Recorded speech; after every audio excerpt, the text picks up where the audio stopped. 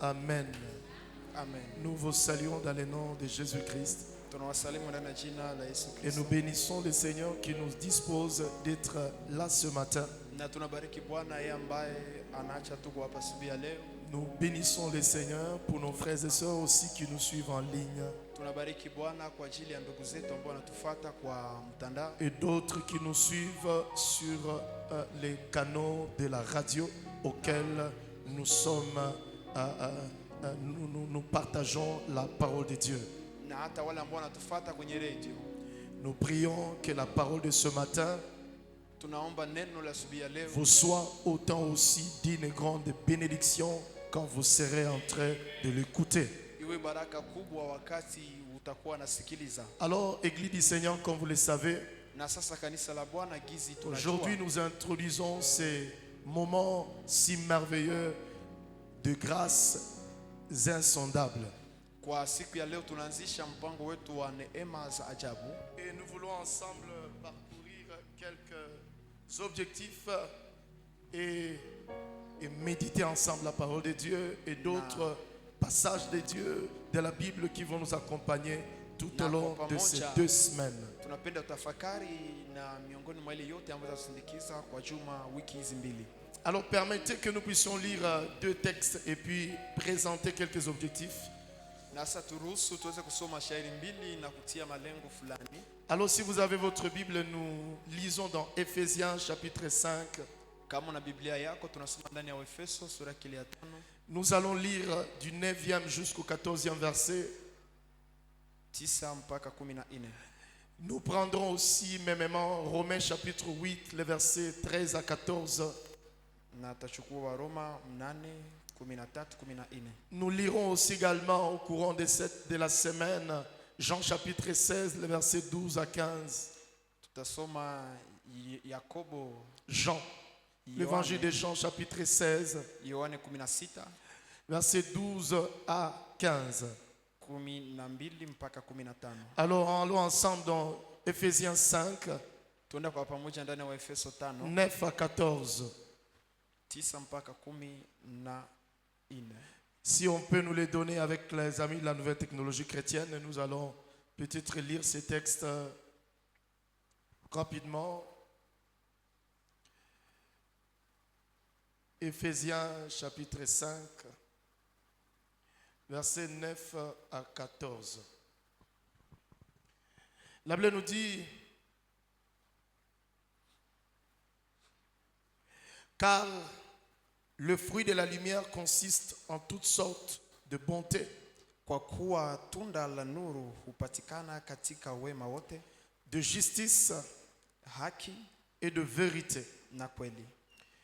Examinez ce qui est agréable au Seigneur Nanyi tafuteni yale yanayompendeza Bwana, et ne prenez point part aux œuvres infructueuses des ténèbres, msishiriki matendo ya giza yasiyofaa, mais plutôt condamnez-les, bali yafichueni, car il est honteux de dire ce qu'ils font en secret. kwa maana ni aibu hata kutaja mambo yale ambayo yanakuwa ndani ya siri. Mais tout ce qui est condamné est manifesté par la lumière, Lakini kila kitu kilichowekwa nuruni, car tout ce qui est manifesté est lumière. lakini kila kitu kilichoweka nuruni huonekana. C'est pour cela qu'il est dit: Ndio maana inasemeka, réveille-toi, amka toi qui dors, unayelala, réveille-toi d'entre les morts, inuka miongoni mwa wafu, et Christ t'éclairera. na Kristo Et atakuangazia. Christ t'éclairera. Naye Kristo atakuangazia. Réveille-toi, Amka toi qui dors, wewe uliyelala, réveille-toi ufufuke d'entre les morts, kutoka kwa wafu, et Christ t'éclairera. naye Kristo atakuangazia. Nous voulons lire Romains chapitre 8, le verset 13 à 14. Waroma 8, L'épître de Paul aux Romains chapitre 8, le verset 13 à 14. 13, 14. Romains chapitre, l'épître de Paul aux Romains chapitre 8, verset 13 à 14. Il dit: si vous vivez selon la chair, Kwa maana mukiishi kwa kufuatana na mwili, vous mourrez. mutakufa. Mais si par l'esprit vous faites mourir les actions du corps, Lakini kama mukiyaua matendo ya mwili, vous kwa roho, vivrez. mutaishi. Car tous ceux qui sont conduits par l'esprit de Dieu Kwa kuwa wote wanaoongozwa na roho wa sont Mungu fils de Dieu.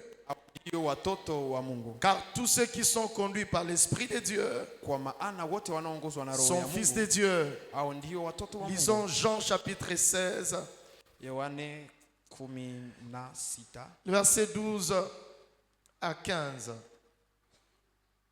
Jean chapitre 16. na 6. Jean chapitre 16.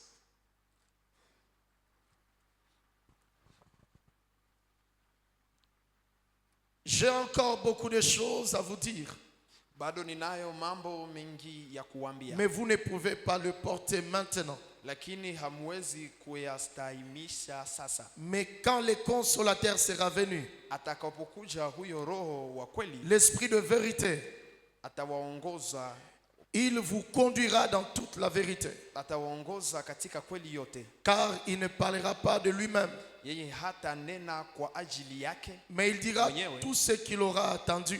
bali atanena yale yote atakayosikia, Il vous annoncera les choses à venir. naye atawaonyesha mambo Il yatakayo. me glorifiera, Atanitukuza parce qu'il mimi, prendra de ce qui est à moi kwa maana atayachukua yaliyo yangu et vous l'annoncera. na kuwalisha nyinyi Et il vous l'annoncera. na kuwajulisha nyinyi. Frères et sœurs dans le Seigneur, Ndugu na dada ndani ya Bwana, nous voulons déjà commencer à partager ensemble cette parole qui tient dans le cœur de Dieu pour la suite de notre vie chrétienne. tunataka tayari kuzungumzia hii neno ambayo inashikilia ndani ya moyo kwa ajili ya maisha ya Ukristo. Le thème c'est réveille-toi, toi qui dors. Na somo ni amka wewe unayelala. Il y a beaucoup de personnes qui regardent avec les deux yeux mais ils dorment. Kuna baadhi ya wengi ambao wanaangalia na macho mbili lakini wanalala. Je partirai de ce témoignage qui s'est passé au temps de la Deuxième Guerre mondiale. Nitapitia ndani ya ushuhuda ambao ulipitika kwa vita ya pili ya ulimwengu mzima. Au temps de la Deuxième Guerre mondiale, Kwa wakati wa vita ya pili ya ulimwengu mzima entre le Japon et les États-Unis. kati ya Wajopa na Marekani. Et il s'est fait qu'il y a eu certains militaires japonais qui se sont allés se cacher dans des grottes aux Philippines. Yawezekana kuna waskari wa Japo ambao walienda kujificha ndani ya kampi Et ya en se cachant dans des grottes, na wakienda jificha ndani ya milima. ils ont fini par mettre des banderoles sur leurs yeux. Kwa mwisho walifikia kutia kufunga macho yao, Et pendant de longs moments, na kwa muda mrefu, lorsque il arrivait qu'on devrait le retirer dans les grottes, wakati ilibidi wawatoshe ndani ya ile milima et en enlevant les banderoles sur leurs yeux, na kuwafunua macho, ils n'ont pas désiré de rester dans la lumière. wao hawakutamani kubaki ndani ya ile mwanga, Ils ont encore recouru pour entrer dans des grottes. na wakafurahia tena kurudia ndani ya milima Il wakijificha. se fait qu'il y a des personnes Yawezekana kuna watu alliés place de se réveiller dans leur dormance, pahali pa kuamuka ndani ya usingizi wao, alliés place d'être contents de voir la lumière, kwa nafasi ya kuangalia mwanga, ils préfèrent retourner dans leurs propres ténèbres. wao wanatamani kurudia ndani ya giza ya wenyewe. Ils préfèrent de retourner dans leurs propres ténèbres. Wanachagua giza pahali pa nuru. Ceux qui sont venus les retirer dans les grottes, c'était de leurs frères japonais. Wale ambao walikuwa watosha ndani ya milima ilikuwa ndugu Ce zao n'est pas wa l'adversaire Japani. qui est venu les retrouver dans des grottes. Si mpiganaji wao ndio alikuwa watosha ndani ya Leurs milima, propres frères. lakini ndugu yao Mais wenyewe. ils ont décidé de retourner encore dans les mêmes grottes. Lakini wao wakaamua kurudi ndani ya milima ile. Ainsi pour dire quoi? Na hivi kusema nini? C'est que l'obscurité qu'ils ont gardée longtemps, Ni kusema giza ambao waliishi nao siku le nyingi, ténèbre qu'ils ont gardé longtemps, giza kubwa ambao waliishi nao siku a nyingi, fini par être comme une forteresse dans leur vie. iliwaleta kuwa kama changamoto ndani ya maisha. C'est pourquoi je voulais dire à quelqu'un ce matin, Ndio maana nilipenda kumwambia de mtu la asubuhi ya part de leo, Dieu ce matin, kutoka kwa Mungu asubuhi ya leo, alors que le Seigneur te tend la main, ijapo Mungu anakupatia mkono, il te dit, anakuambia réveille-toi, amka, sors dans ton grotte, toka ndani ya usingizi wako, sortez dans ton grotte. toka ndani ya usingizi Mais wako. il y a certainement certaines personnes qui diront à Dieu, Lakini kuna watu wamoja ambao watamwambia Dieu, Mungu, je suis content de cette situation ici. Mungu, mimi nafurahia hii hali Je m'amuse bien avec cette situation. na ninafurahia hii hali yangu, Laissez-moi comme ça. uniache gizi Et nilivyo. même d'autres finiront par dire, Na hata wengine kwa mwisho watasema, d'ailleurs, tu m'as créé comme ça.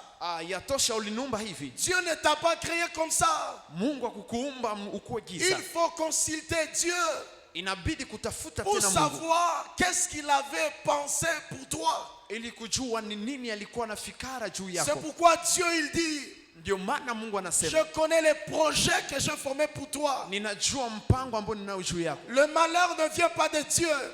Uole haitokane na Mungu, Les maladies ne viennent pas de Dieu.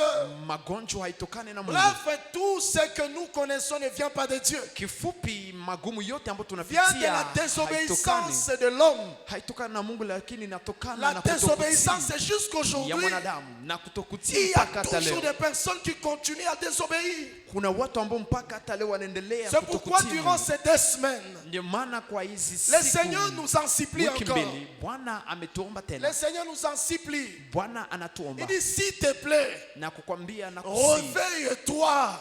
amuka, Réveille-toi. amka, Toi qui dors. wewe unayelala. Et ici, la pensée de dormir Na hapa wazo ya est kulala loin du fait que inakuwa mbali na kwa namna ya kwamba quelqu'un, il réalise qu'il est 18 heures, il a où il n'a pas mangé et qu'il doit aller dormir. na mtu anaangalia inakuwa usiku ni wakati wa kwenda lala, C'est le temps spirituel de ta vie. lakini usingizi hapa Le tunazungumzia temps wakati spirituel de nos vies. wa kiroho wa maisha yako. Alors, 4-5 objectifs qui vont nous aider à chercher Dieu durant ces 2 semaines. Na sasa lengo ambalo zitatusaidia kutafuta Mungu kwa muda wa wiki hizi mbili, 2 semaines, nous serons ici na wiki mbili tutakuwa en siku train de hapa chercher Dieu tukimtafuta Mungu durant cette année 2025. kwa mwaka huu Alors que nous sommes 2025, presque à l'aube d'une nouvelle année. ijapokuwa tunakuwa kwa mwanzo wa mwaka Le mpya. Seigneur voudrait entretenir nos cœurs alors que nous serons en train de venir les chercher. Naye Bwana alipenda kutengeneza mioyo zetu mbele wa pale Autour tutakapokuwa de ces tunamtafuta. 5 objectifs. Miongoni mwa hizi Le shabaha hivi, premier qui va nous animer, qui va nous booster à être devant Dieu, ya kwanza ambayo itatuamsha na kutuweka mbele se za trouve Mungu, dans le psaume 124. na ni ndani ya Zaburi On va le projeter, mais 124, je serai en train d'avancer. na watainitilia na nitakuwa naendelea Le premier jusqu'au 5e verset. kuanza moja wimbo wake ya kwanza Le mpaka psalmiste wimbo est wa en train de tano. dire ceci. Na Zaburi Il kunasema dit, hivi: sans l'Éternel qui me protégea. bila wa milele ambaye ananilinda, Sans l'Éternel qui nous protégea. bila Bwana ambaye anatulinda. Et la Bible va plus loin en disant qu'Israël le dise. Na Biblia enda mbali kisema hata Israeli Au fait, iseme. quand nous regardons une année, Ni kusema wakati tunaangalia nous mwaka pouvons avoir moja, l'impression comme si que ce que nous sommes, ni kama vile tunaangalia ile gizi tulivyo, nous le sommes par nous.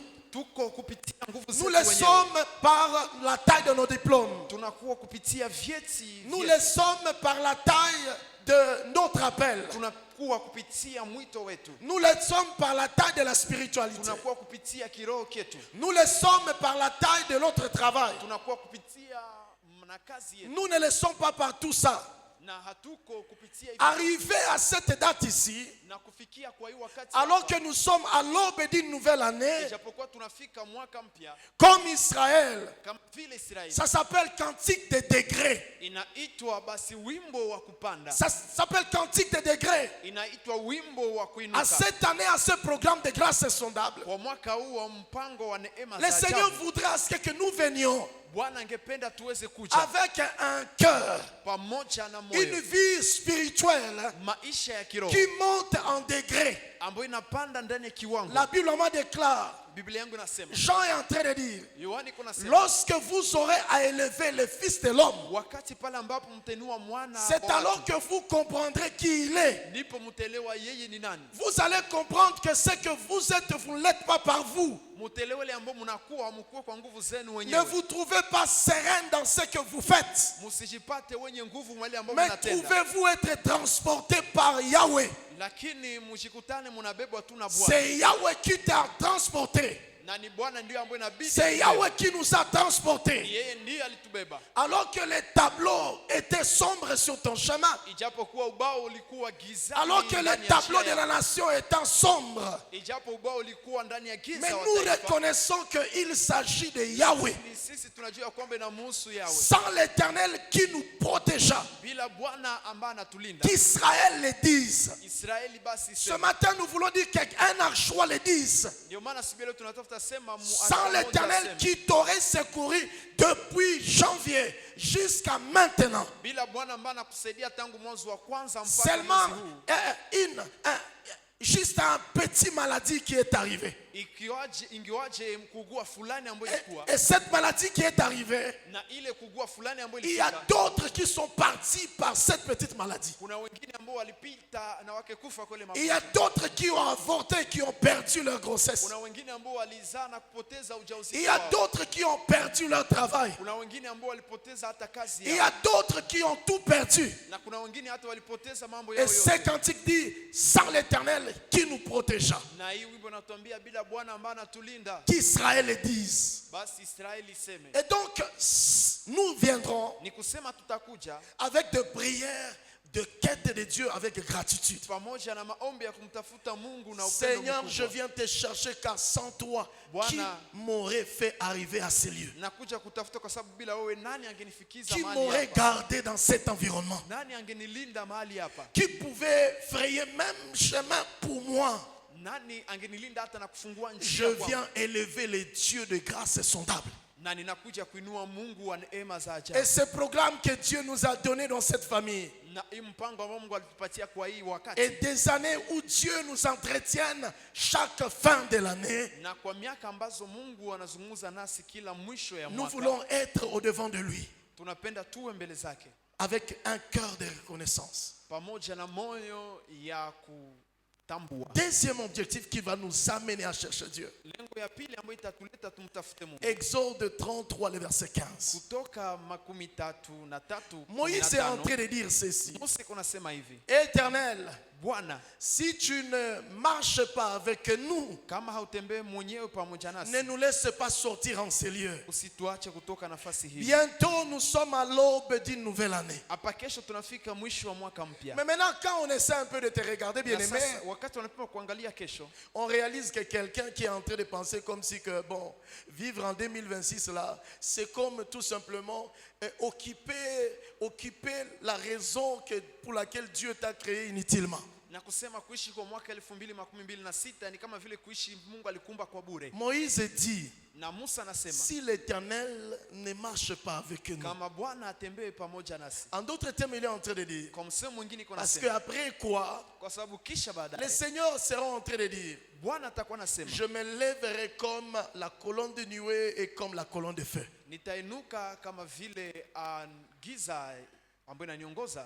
Parce que dans les livres d'Exode, 3/4 du livre d'Exode parle du tabernacle. Et ce n'est pas pour rien que le 3/4 du livre d'Exode parle du tabernacle. C'est pourquoi l'apôtre Paul pouvait dire, il dit que non, ne savez pas que vous êtes le temple du Seigneur. Jésus lui-même, il viendra dire, il dit, je bâtirai mon église et aucune porte du séjour de monde ne prévaudront contre elle.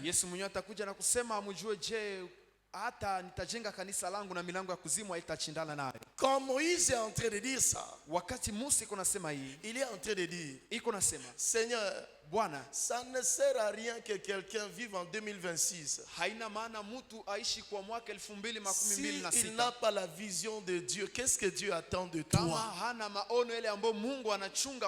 Dieu attend de toi quoi? Quelle doit être ta raison première majeure pour toi d'être pour Dieu? Si tu n'as pas découvert ça, et si tu ne pries pas pour ça, tu es en train de causer un grand dégât pour le ciel.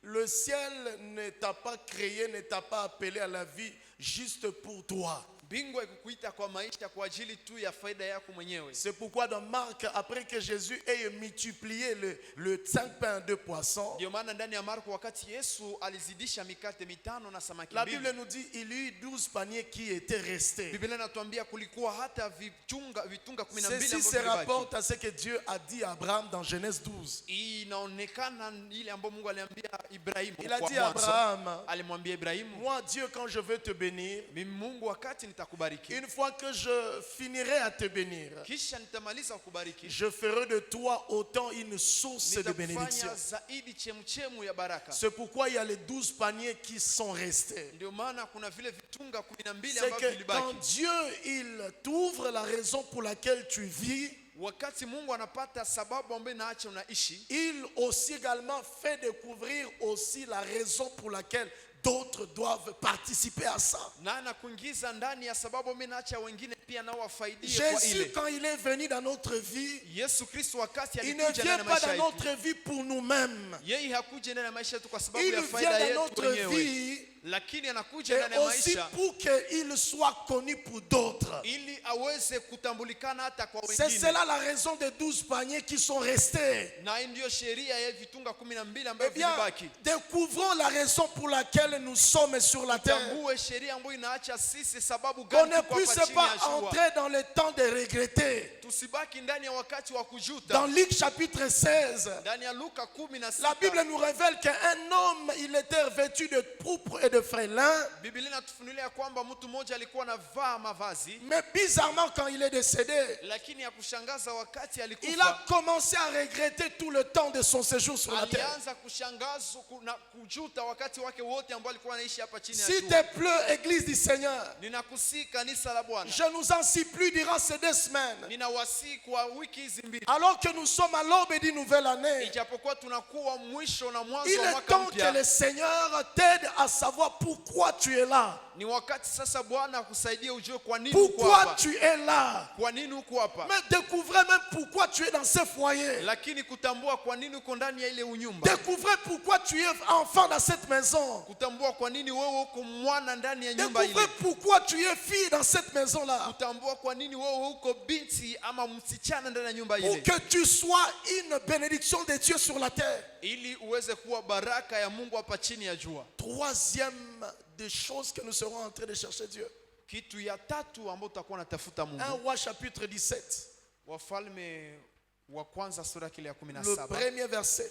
mstari kule wa kwanza. La Bible parle de Élie le Tishbite, l'un des habitants de Galate. Biblia inatuzungumzia juu ya Eliya Mtishibiti, Et il vint devant le roi. naye anakuja mbele ya Et mfalme il va dire, je suis le serviteur de l'Éternel. na kusema mimi ni mtumishi wa Bwana. C'est-à-dire qu'il est celui qui prie. Ni kusema ni yeye ndiye anaomba. Ces 2 semaines, Hizi wiki mbili nous viendrons prier. tutakuja kuomba. Prier pourquoi? Kuomba kwa nini? Parce que Élie, il dit, Kwa sababu Eliya je anasema suis serviteur de l'Éternel. mimi ni mtumishi wa Bwana. Élie a reconnu, a dit, Eliya alitambua na l'un kusema des plus grands dangers, moja ya shida kubwa lorsque les gens deviennent les serviteurs des hommes élevés, wakati watu wanakuwa watumishi na kuinuliwa zaidi, les gens deviennent des serviteurs des hommes élevés. watu wanakuwa watumishi ama wajakazi wa watu ambao Ils wameinuliwa changent la vérité de Dieu. na wanabadilisha hata kweli ya Mais Mungu. Élie dit ceci, Lakini Eliya anasema hivi, je suis le serviteur de l'Éternel. mimi ni mtumishi wa Bwana. C'est-à-dire quoi? Premièrement, Ni kusema nini ya c'est kwanza? que mon élévation dans la vie naturelle Ni kusema kuinuliwa kwangu ndani ya maisha ya kawaida ne me dédouane pas de Dieu. hainitoshe na mbele ya Mungu. Mon diplôme ne me dédouane pas de Dieu. Kieti kyangu C'est hakinibadilishe kuwa écrit mbele ya où Mungu. est que ton diplôme te dédouane de Dieu. Hii kieti haikubadilishe kuwa mbele ya Mungu. Non, non, en fait, mie bon, ok, Mungu ameneza, nimeshaeneza, sitatafutaka tena Mungu. C'est écrit où est que ton argent te dédouane de Dieu. Imeandikwa wapi ya kwamba wewe umejitosheleza na hauna tena haja C'est ya écrit Mungu? où est que ton argent te dédouane de Dieu. Imeandikwa wapi ya kwamba pesa zako zinakufanya hauna tena Mais haja ya Mungu? cependant, l'absence de grandir spirituellement, Ndipo pale kukosa kukomaa kiakili. beaucoup de personnes sont en Christ, Baadhi ya wengi wako mais ndani ya beaucoup Kristo, de personnes transportent la crise de ce qui n'est pas la parole de Christ. lakini baadhi ya wengi wanabeba kutokuwa na neno la Mungu. C'est un peu comme la Bible nous dit. Ni kama vile Biblia inatuambia, Quand la Bible parle de Hiel de Bethel, wakati Biblia inazungumzia Ieli wa Beteli, dont le nom veut dire ambao jina lake inamaanisha l'Éternel est vivant. Bwana anaishi. Mais bizarrement, Lakini ya Hiel kushangaza, de Bethel Ieli de Beteli va aller bâtir Jéricho, ataenda kujenga Yeriko, où Josué a dit, ambapo Yoshua alisema quiconque qui te bâtira, hata mtu yote ambaye atajenga il mji le huu bâtira au prix de son premier fils, ataijenga kwa bei ya mwana wake wa kwanza, et il mettra la toiture au prix de son fils cadet. na ataweka hata manjanja kwa bei ya mwana wake wa mwisho. Hiel veut dire Dieu vivant. Ieli inamaanisha Bwana C'est anaishi. comme un chrétien de temps d'aujourd'hui. Ni kama vile Mkristo kwa wakati wa leo, Beaucoup sont en Christ, wengi wako ndani mais ya Kristo, beaucoup ne sont pas d'une manière structurée comme la Bible le parle. lakini wengi hawako kwa namna jinsi Biblia inasema. Venons chercher Dieu. Tuje tumtafute D'ailleurs, je Mungu. vous ai dit ici dans le passé. Niliwaambia hapo kwa siku ambazo zinapita. Je vous ai déjà dit ici dans le passé. Niliwaambia hapo kwa siku ambazo Les zinapita. scientifiques eux-mêmes ont dit. Na wasomi wao wenyewe walisema, Parce que chaque année, les scientifiques font la preuve que la science évolue. kwa sababu kila mwaka wanaonesha ya kwamba sayansi inaendelea, Ils peuvent émettre certaines thèses pour quelques années. na wanaweza tia hata maswali fulani kwa mwaka Mais au bout fulani, d'un certain temps, ils viennent encore les refaire pour revenir à la vérité de Dieu. lakini kwa wakati fulani wanakuja tena kuzitia ili warudie tena kwa kweli ya Mungu. Laisse-moi ouvrir une parenthèse. Acha basi nifungue mkato. Nous, à notre époque, quand nous étudions, Sisi kwa wakati wetu, wakati tulikuwa nasoma, nous, on nous disait que le soleil tourne autour de la terre. walikuwa natuambia ya kwamba jua inazunguka dunia, Et nous, à notre époque, on disait que c'est la terre qui était le centre. na sisi kwa wakati tulikuwa nasema kwamba ni dunia ndio inakuwa katikati. Mais au bout de certaines décennies, Lakini kwa wakati mmoja, le même scientifique là, yule msomi, le même scientifique, yule msomi, les scientifiques, wale wasomi ils ont dit, walisema, non, non, ce n'est plus la terre qui est le centre. hapana, si dunia ndio inakuwa katikati, Mais cependant, lakini ndipo c'est le pale soleil qui est le centre. ni jua ndio inakuwa katikati. Or, la Bible a déjà dit, Ijapokuwa Biblia ishasema Jésus-Christ est le soleil, Yesu Kristo na jua, Jésus-Christ Yesu Kristo ni jua, est le soleil du matin, ni jua la et asubuhi, le soleil levant. ni jua ambalo linainuka. Chaque année, Mpendwa, kila mwaka les scientifiques, wasomi ils essaient un peu de revenir à eux-mêmes. wanapima kurudia wao Et wenyewe, ils ont fini par dire, na wanamaliza wakisema, celui qui prie abondamment, yule ambaye anaomba d'un tele cœur honnête et vrai, kwa moyo wa kweli na hakika, il développe moins de maladies. anagonjwa kidogo, Il vit longtemps. anaishi siku nyingi, Il vit longtemps. anaishi siku La grande nyingi. question que j'aimerais te poser, Na swali kubwa ambalo nipenda ni qui kuswali, n'aime pas vivre longtemps? nani apende aishi siku nyingi? Qui n'aime pas vivre longtemps? Ni nani hawezi penda aishi siku Qui nyingi? n'aime pas vivre longtemps? Or, vivre longtemps Ijapokuwa kuishi siku fait nyingi partie de la bénédiction que Dieu donne à quelqu'un inakuwa miongoni mwa baraka ambazo Mungu pour que anapatia son mtu nom soit connu. ili jina lake liweze C'est pourquoi kujulikana. Dieu il dit à Abraham, Ndio maana Mungu anamwambia Ibrahimu, il vient le bénir après de longues années d'attente. anakuja kumbariki mbele ya miaka nyingi za Dieu dit kuchunga. encore, Mungu anasema et les tena, justes s'élèveront comme les palmiers. na wenye haki watainuka kama vile Or, mti. dans le naturel, Ijapokuwa ndani ya le ulimwengu palmier a la wa kawaida, capacité de produire ses fruits jusqu'à 100 ans. na mti inaweza kukomaa hata kwa miaka 100. Le palmier, Mti wa ngazi il donne ses fruits à 100 ans. inapana matunda yake kwa miaka Allez 100. regarder, allez regarder. Enda kuona Le monde est devenu un peu petit. dunia imekuwa kidogo. C'est pourquoi même le monde t'expose même au Google. Ndio maana hata dunia inakuwa hata mbele ya mtandao. Allez vérifier. Enda Mais kusanyika. si Dieu déjà l'a déjà dit dans la Bible, Kama Mungu ashesema tayari ndani ya mais Biblia. ça vient dire quoi ça? Na sasa inamaanisha nini La hii? Bible nous dit, Biblia une inatuambia génération s'en va kizazi et kinakuja une autre la na remplace. kingine kinakigomboa. Qui vont te remplacer? Nani Et atakukomboa? ceux qui vont te remplacer, Na wale ambao est-ce watakukomboa qu'ils auront bénéficié du Dieu avec qui tu as marché? watafaidia Mungu ambao uliishi naye. Et qu'est-ce qu'ils retiendront de toi? Na nini watapata Quels sont les ndani bons mwako? conseils de Dieu de la Bible que tu leur diras? Na ni ushauri gani nzuri C'est wa Mungu wa pourquoi Biblia ambao David utawaambia? est en train de dire. Ndio maana Daudi David, il dit ceci Daudi anasema hivi. dans le psaume Ndani 119. ya Zaburi 119. Il dit, comment un jeune homme pourra-t-il rendre pur son sentier? Namna gani kijana atatakasa njia yake? C'est en marchant d'après la parole de Dieu. Atatakasa njia yake akitembea C'est-à-dire kulingana na que neno la David Mungu. était conscient. Daudi alikuwa na Il dhamiri. était conscient.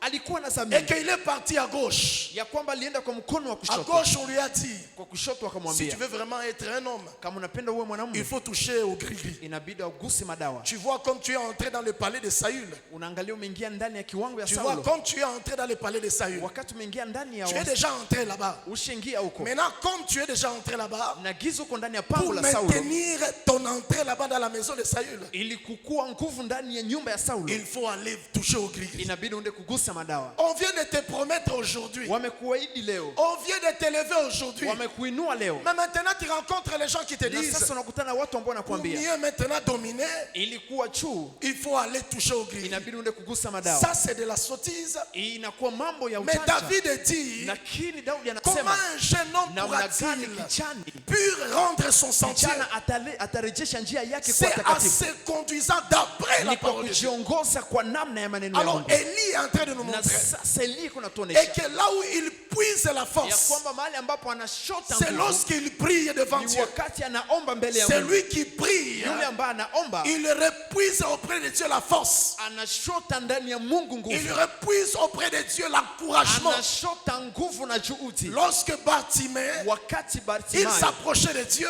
aliinuka na kumsogelea en Mungu, criant fortement, akiyama kwa en nguvu, criant fortement, akiyama kwa nguvu, Jésus, fils de David, Yesu Kristo mwana wa Jésus, Daudi, fils de David, Yesu Kristo mwana wa en Daudi, criant fortement, akiyama kwa nguvu. la Bible déclare, Biblia inatuambia et Jésus s'arrêta. na Yesu Kristo akashimama. Jésus s'arrêta. Yesu Kristo Et quand akashimama. les autres sont venus, Na wakati wengine walikuja, voici ce qu'ils lui ont si dit. kile ambacho alimwambia, Prends courage. kuwa na Il juhudi, t'appelle. Vous anakuita. n'avez pas idée. Hauna wazo, Le monde déjà dunia tayari nous expose au découragement. inatutia mbele ya Les kukatishwa réalités tamaa. par lesquelles nous traversons. Kweli ambazo La tunapitia, réalité de ton diplôme. kweli ya cheti La chako, réalité de ton mariage. kweli ya ndoa yako Le vécu de ta vie. na kuishi ya maisha yako. L'environnement est déjà pollué. Mazingira isharibishwa Il n'y a tayari. rien qui est pur ici. Hakuna kitu ambacho ni Le kitakatifu monde ndani ya attend dunia, sa révélation. na dunia lakini La inachunga terre kuamshwa attend la seconde venue de Dieu. na inachunga ujio wa pili wa Bwana. Alors si tu t'appuies seulement dans Na ce monde sasa ici, kama unambatana na imani tu auras raté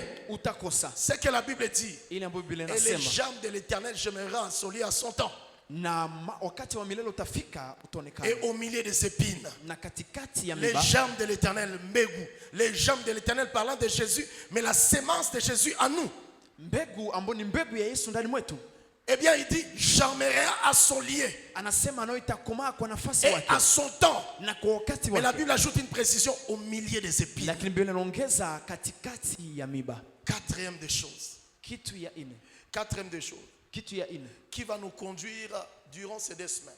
ambayo itatongoza kwa hizi wiki mbili, C'est que dans les évangiles de Matthieu chapitre 2e, ndani ya Injili ya Mathayo sura kile ya pili, la Bible nous révèle Biblia inatufunulia et qu'il y a des mages qui sortent de l'Orient kuna wamajusi ambao wanatoka et mashariki qui partent jusqu'à Bethléem, wanaenda mpaka Bethlehem, mais qui traversent la frontière de Juda lakini wanavuka mpaka wa Yudea et ils arrivent auprès de Hérode. na wanafika kwa Herodi. Les mages ici sont des personnes très importantes, Wamajusi hapa ni watu wa muhimu zaidi, des personnes importantes dans la société. watu ambao wanakuwa wa kifahari wa muhimu Donc ndani ya d'ailleurs, la jamii. Bible va nous révéler au temps de Salomon, Kwa ngambo nyingine Biblia tutufunulia kwa wakati wa Sulemani, la grande sagesse reposait à l'Orient. hekima kubwa ilikuwa mashariki, La grande sagesse accompagnée par le bien de ce monde. hekima kubwa ambayo ilikuwa inasindikizwa na vitu vifahari vya dunia Le hii, bien de ce monde. vifahari vya dunia Les hii, grandes richesses. vifahari tajiri kubwa wa Et dunia. l'Orient est reconnu autant aussi également réputé dans les savoirs, dans la connaissance, dans la capacité intellectuelle. Na mashariki inajulikana ndani ya uchuzi wa kisiasa, Mais à ce temps aussi également, l'Orient est reconnu comme le monde occulte aussi. na kwa wakati vile vile mashariki inatambulikana kama vile wakati Mais ambao la watu Bible wanafanya nous dit uganga. La Bible nous dit, Biblia inatuambia à ce temps-là, kwa wakati le ule, mage sortit de l'Orient Wamajusi wakitoka et ils mashariki se rendirent à Juda na wakaenda Yudea pour arriver à Bethléem. ili wafike Bethlehem. Ça veut dire quoi ceci? Inamaanisha nini hii? La grande sagesse ici que je trouve, Hekima kubwa hii hapa ambayo qui napata, va nous caractériser durant ces 2 semaines. ambayo itatutambulisha kwa wiki mbili hizi. Dieu commence à voir que nous commençons à grandir Mungu anaanza kuona ya kwamba tunaanza kukomaa lorsque nous découvrons la sagesse de la prière. wakati pale ambapo tunapata hekima ya maombi. Ils sont partis avec leur gloire. Walienda pamoja na utukufu wao. Vous et moi là, nous ne sommes pas encore même au chevilles de ce qu'ils étaient. Wewe na mimi hatujafikia hata kwa kidogo ya 1% ile ambayo walikuwa. Cependant, on essaie un peu de regarder la vie de certaines personnes, Ndipo pale tunapima kuangalia hata maisha ya watu wamoja, leur propre orgueil, leur émoi, kiburi yao, leur émoi tellement exagéré. Au fait, on se pose la question, na tunajiswali quel est le démon qui est en train de faire comme ça ta vie? ni pepo gani iko naribisha hivi maisha yako? Les mages sont sortis Wamajusi walitoka pour aller chercher Dieu. ili waende kumtafuta Mungu, Mais vous savez, lakini mnajua ce qui s'est passé, ile ambayo ilipitika une fois qu'ils sont arrivés là-bas, kisha kufika huko. la Bible nous dit, Biblia inatuambia divinement encore, na kimungu tena, Dieu leur dit, Mungu akawaambia allez de l'autre côté, dans le sens contraire, selon que vous êtes venus. mpite njia nyingine kutofauti ile ambayo mlikuja ndani. Bien-aimés dans le Seigneur, Wapendwa ndani ya Bwana, j'aime toujours nous dire, ninapenda kwa mara kutuambia mieux vaut prier pour quelque chose qui n'est pas encore arrivé, heri kuambia kitu ambacho hakijafika que plutôt penser la chose arrive, attendre que la chose arrive, pahali kuchunga kile kitu kifike, et maintenant commencer à prier. kisha sasa nianze kuomba. Mais aussi, ce texte est en train de me Na montrer vile vile shairi kunanionyesha et que ceci révèle une très grande humilité en nous. ya kwamba hii inafunua kujishusha kubwa ndani mwetu. Dieu nous appelle à nous humilier pour chercher Dieu. Mungu anatuita tujishushe ili tumutafute. Dieu t'appelle et m'appelle à le prier et à l'invoquer. Anakuita na ananiita kumuita na Parce kumuomba. que ce qu'il te dira dans ce programme, Kwa sababu ile ambayo atakwambia ndani ya mpango par huu, sa parole, mais aussi par son atmosphère présent au ndani milieu ya de neno nous, lake na ndani ya anga katikati yetu, c'est cela ce qui sera pour toi bénédiction en 2026. na ni yale ambayo itakuwa baraka kwako kwa mwaka De 2026. même, comme l'homme ne maîtrise rien, Kama vile mwanadamu naye hajui kitu, ne pense pas que tu maîtrises quelque chose. usifikiri kwamba wewe ni mjuaji kwa Ne yote. pense pas que tu maîtrises quelque chose. Usifikiri wewe ni mjuaji kwa yote. Alors qu'il y a beaucoup de personnes Ijapokuwa pana qui baadhi ya sont wengi maîtrisées par la puissance du diable, ambao wanashikiliwa na nguvu ya shetani,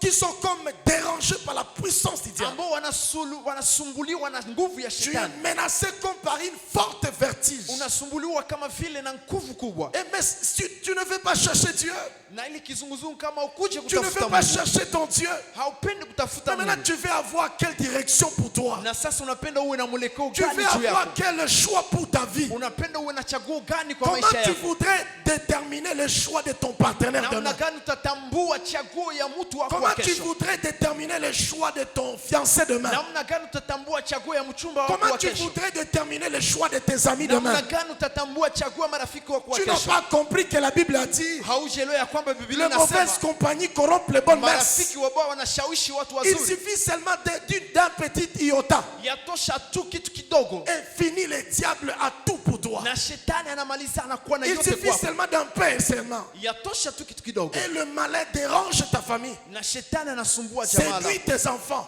anashawishi watoto Mais wako, trouve une direction pour eux. lakini pata mwelekeo kwa Comment ajili yao. vous allez les éduquer en 2026? Namna gani utawadibisha kwa mwaka La Bible dit 2026? ceci. Biblia inasema hivi, Mieux vaut la fin d'une chose que son commencement. heri mwisho wa kitu kuliko mwanzo Mais yake. j'aime toujours le dire. Nazoea kuisema, Si vous ne voulez pas que la fin ne soit pas comme le commencement, kama hatupendi mwanzo hiyo kama vile mwisho, joignez les bons principes de Dieu plus que celles qui étaient au commencement. tuambatanishe na mambo ya Mungu kama vile ilikuwa kwa Si mwanzo. Sinon, ta fin sera comme le commencement. Si kama sivyo mwanzo yako itakuwa kama vile mwisho Sinon, yako. tu vas vivre 2026 comme tu as été en 2025. Utaishi mwaka 2026 kama vile ulikuwa Mais ndani ya maintenant, mwaka quel est 2025. l'avantage que tu auras? Na sasa faida gani Regarde utakuwa toi-même nayo? ta vie. Angalia mwenyewe maisha yako. Regarde la vie de tes enfants. Angalia mwenyewe maisha ya watoto wako. Regarde leur évolution spirituelle. Angalia namna gani Regarde wanaendelea kiroho. toi-même la vie spirituelle. Angalia mwenyewe maisha yako ya Une kiroho. vie spirituelle qui ne médite même pas la Bible. Maisha ya kiroho Une vie haitafakari hata spirituelle qui Biblia. n'a rien de la Bible. Maisha ya kiroho haina hata kitu ya Or, Biblia. la Bible déclare, Ijapokuwa Biblia inasema, vous connaîtrez Dieu.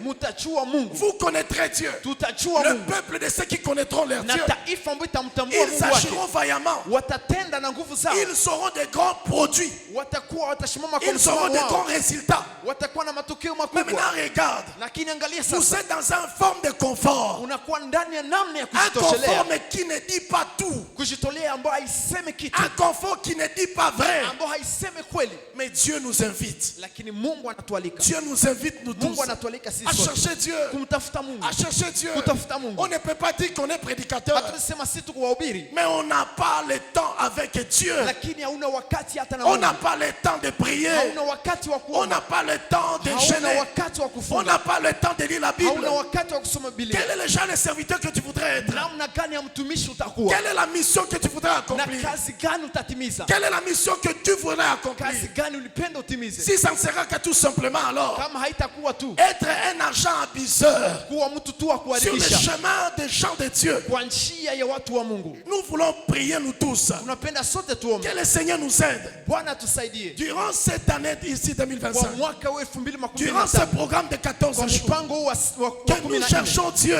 Tuwezi kumtafuta car Mungu. notre 2026 en Kwa dépend. sababu mwaka 2026 yetu Notre inalingana endurance nayo. et constance en dépendent. Na yote inalingana na ile. Cinquième des choses, Kitu ya tano qui va être pour nous raison de prier, ambayo inabidi iwe sababu kwetu sisi kuomba de chercher Dieu.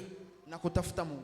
Actes des Apôtres chapitre 10, 12. Matendo ya pardon. Mitume sura kile ya Actes des 12. Apôtres chapitre 12, Matendo ya Mitume sura kile ya 12. le verset 5. Tano yake. La Bible dit, Biblia inasema, et l'Église ne cessait de prier Dieu na kanisa en haikuacha kuomba Mungu faveur de Pierre. kwa ajili ya Petro.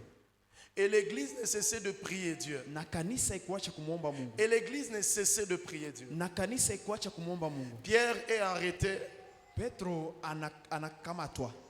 non pas parce qu'il a violé la femme de quelqu'un. Hapana kwa sababu alizini na mwanamke wa watu. Non pas parce que Balimubamba Makoji, bon, et puis bon, ok, non, non, ce n'est pas ça.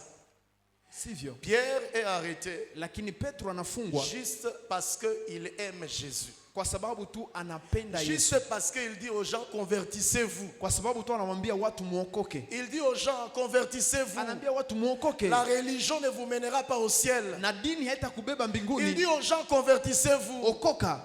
Le salut repose en Jésus-Christ. Na wokovu inakuwa ndani ya Yesu Toutes Kristo. ces formes-là que vous faites là ne mènent pas au ciel. Hii manamna yote ambayo tunafanya haitubebe mbinguni. Pierre est arrêté parce qu'il dit aux gens, Petro anafungwa kwa sababu il n'y anaambia a pas watu le culte des morts qui conduit aux gens au ciel. hakuna ibada ambayo inaweza kuomboa ili kubebe mbinguni. Pierre est arrêté Petro anafungwa parce qu'il présente dignement Jésus-Christ. kwa sababu anatambulisha Yesu kwa hakika. Durant cette année 2025, Kwa mwaka wa 2025 peut-être tu es comme prise en chandelle par les réalités. pengine unakamatwa na kweli fulani. Et pourtant tu es chrétien. Ijapo wewe ni Mkristo, Tu es chrétien, tu marches wewe dans ni la voie de Mkristo, Dieu. unatembea ndani ya imani ya Mungu. Tu n'as pas couché avec quelqu'un. Haujazini na mtu. Tu n'es pas dans les choses bizarres. Hauko ndani ya mambo isiyo ya Mais il kawaida. se fait que tu sens comme si que tout ne marche pas bien. Yakini yawezekana unasikia kama vile mambo hayaendeki Tu vizuri. ne manges pas le salaire de mensonge. Haukule pesa ya uongo. Tu ne mens pas pour véritablement te retrouver dans la vie. Haudanganye ili uweze sasa kujipata ndani ya maisha. Tu n'es pas dans tout ça. Hauko ndani ile mambo yote. Mais il se fait que depuis que l'année a commencé, Lakini yawezekana wakati mwaka jusqu'à ulianza maintenant, mpaka sasa au fait, il y a des situations par lesquelles tu passes, kuna hali ambazo unapitia mais qui semblent un peu te déranger. ambazo zinakusumbua zaidi. C'est peut-être dans le travail. Yawezekana ndani ya Tu kazi es chrétien. uko Mkristo. Parce que Pierre est chrétien. Kwa sababu Petro ni Mkristo. Parce que Jésus-Christ, il est déjà ressuscité. Kwa sababu Yesu Kristo Il a déjà ashafufuka soufflé en le salut de Dieu. na ashatia ndani mwa wokovu ya Mungu. Mais tu es chrétien. Lakini wewe ni Tu Mkristo. es au travail. Uko kazini Tu produis le meilleur de toi-même. na unazaa ile uzuri Tu wako, produis le bon travail. unatenda kazi Mais nzuri, quand tu es devant ton patron, lakini wakati uko mbele ya bosi wako il désapprouve ton travail. anafanya kama vile Il hujatumika hata kitu, désapprouve ton travail. anafanya kama vile Mais hujatumika hata kitu, il te lance aussi des paroles grossières. naye anakutupia hata maneno makubwa Mais tu as makubwa, comme tendance d'abandonner. na unakuwa kama vile unapenda hata Tu uache as kazi, comme l'impression comme si ce travail n'est pas à toi. una kama vile unaona kazi si yako tena. Tu as commencé Ulianza un PTME, comme on le dit. Ulianza kama vile tunasema, PTME comme petite moyenne entreprise. unaweza anza hata kazi kidogo, Mais tu es en train de faire. lakini uko Mais il naanzisha se ile fait que kazi, peut-être qu'il n'y a pas une bonne lueur. yawezekana hakuna matokeo Et mazuri, la Bible nous dit, na Biblia et inatuambia, l'église ne cessait de prier na Dieu. kanisa haikuacha kumuomba L'église Mungu. ne cessait de prier en faveur de Pierre. Kanisa haikuacha kuomba kwa ajili ya L'église Petro. ne cessait de prier. Kanisa haikuacha Tu kuomba. es dans ton foyer.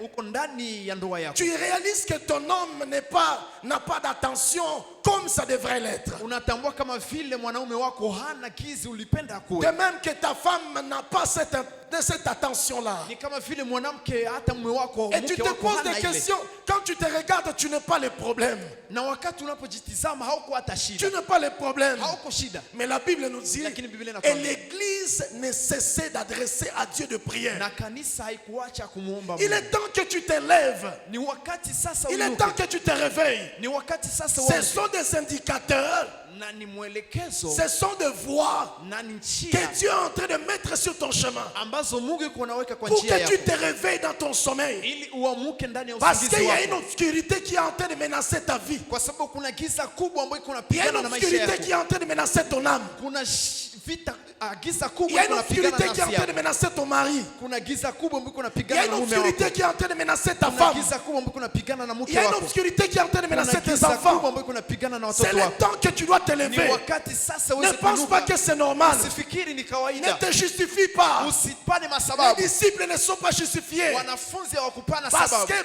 Hérode, kwa sababu Herode, lui, il était déterminé yeye alikuwa à tayari mettre fin à la vie de Pierre. kuweka mwisho kwa maisha ya Petro. Hérode, c'est une forme d'esprit que Lucifer utilise. Na Herode ni namna ya roho ambayo À Lucifer chaque fois anatumikisha. qu'une année commence, Kwa kila mara et inaanza, à chaque fois qu'une année veut terminer, kwa kila mara mwaka inaanza na pourquoi inaisha. Hérode utilise, Lucifer utilise cet esprit? Kwa nini shetani Il anatumikisha roho utilise hii? cet esprit Anatumikisha pour roho hii empêcher plusieurs chrétiens ili kuzuia wa à baadhi ya être la Wakristo raison pour laquelle, kuwa sheria ambayo, à être la raison pour laquelle kwa sababu ambayo Dieu voudrait passer par eux Mungu angependa kupitia pour wao bénir plusieurs. ili kubariki baadhi Pour ya watu bénir wengi. plusieurs. Ili kubariki baadhi ya Pour wengi. bénir Ili plusieurs. kubariki baadhi ya C'est wengi. pourquoi ici, Ndio maana hapa la Bible nous dit, Biblia inatuambia et l'église ne cessait de prier. na kanisa haikuacha kuomba, Et la prière a déclenché des résultats. na maombi iliweza Il y a eu kufanya des matokeo. résultats qui se sont passés. Kulikuwa matokeo ambayo ilipitika, Et la Bible nous dit, na Biblia inatuambia il y a le ciel qui a libéré l'ouverture.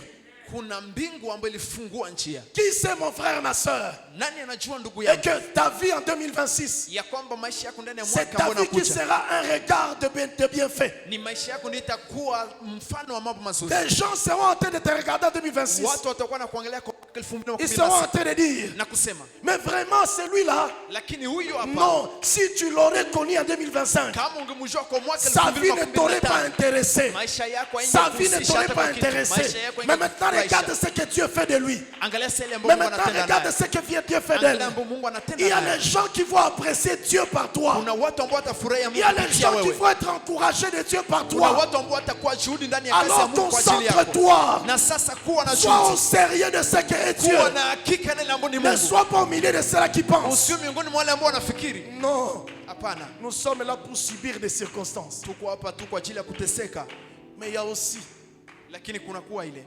d'autres wengine qui sont dans les vies dont ils sont eux-mêmes les tenanciers de ça. ambao wako ndani ya maisha ambao wenyewe ni waanzilishi ya ile, Parce que kwa sababu le 100% du problème de l'humanité, c'est l'homme. 100% ya shida ni mwanadamu. Le 100% du problème de l'humanité, c'est l'homme.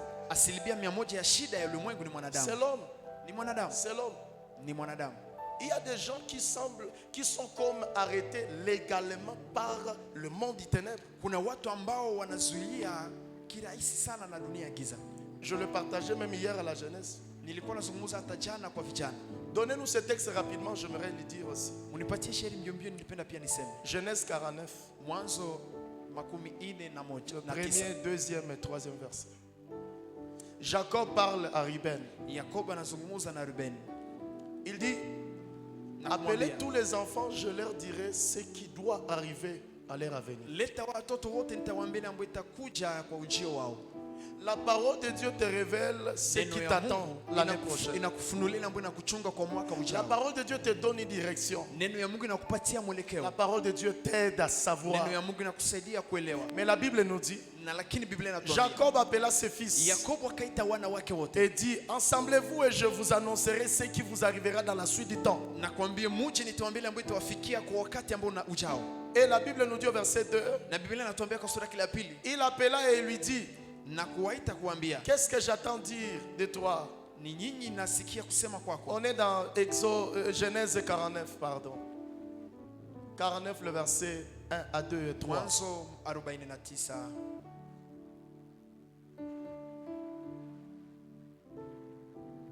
Mwanzo 49.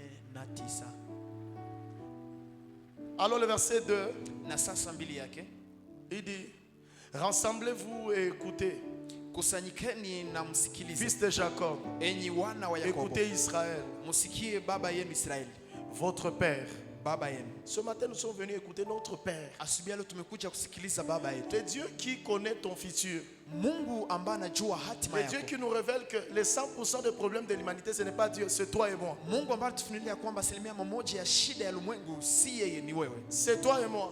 Ni wewe na mimi, C'est toi et moi. ni wewe na mimi. Parce que nous faisons comme si que nous n'avons pas besoin d'avoir un père qui peut parler, qui peut nous montrer pour dire, surtout le Père, Dieu dans sa parole, il dit, bon, voici. Kwa sababu tulifanya ni kama vile hatuna baba ambaye anaweza tuonesha kupitia neno lake. Angalia, Il dit, Ruben, Ruben, toi mon premier-né, wewe mzaliwa wangu wa kwanza, ma force, nguvu zangu, le prémisse de ma vigueur, tunda la kwanza la nguvu zangu, supérieur en dignité, umepita kwa heshima, supérieur en puissance. umepita kwa uwezo. Mais écoutez ce qu'il dit, impétueux comme les eaux. Usiyezuia kama maji, Tu n'auras pas la prééminence, basi hautakuwa na ukubwa tena, car tu es monté sur la couche de ton père, kwa kuwa ulipanda kwenye kitanda et cha tu as baba souillé yako, ma couche à y montant. kwenye kitanda cha baba, kwenye kitanda changu na kukinajisi.